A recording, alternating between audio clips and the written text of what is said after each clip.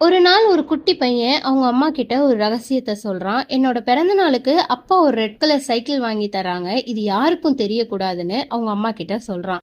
பக்கத்துல அந்த மீமி பொம்மையும் இதை அமைதியா உட்காந்து கேட்டுட்டு இருக்கு. அடுத்த நாள் அந்த பையன் வெளியே விளையாட போறான். அங்க இருக்கிற நண்பர்கள் எல்லாரும் அவன் கிட்ட என்னடா புது சைக்கிள் வாங்க போறியான்னு கேக்குறாங்க. அதை கேட்ட உடனே அந்த பையனுக்கு ஒரே அதிர்ச்சி.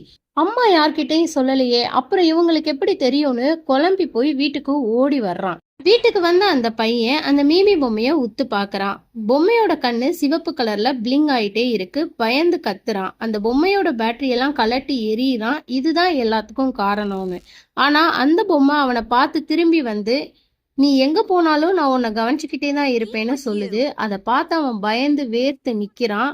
திடீர்னு அவங்க அம்மா குரல், என்னடா பொம்மை கிட்ட பேசிக்கிட்டு இருக்கேன்னு. இந்த கதை ஒரு கற்பனை தான். ஆனா இதுல சொல்லப்பட்ட விஷயம் நிஜம். நம்ம பயன்படுத்துற ஒவ்வொரு ஸ்மார்ட் கருவிகளும் நம்மளோட தனிப்பட்ட விஷயங்களை கவனிச்சுக்கிட்டே தான் இருக்கும்.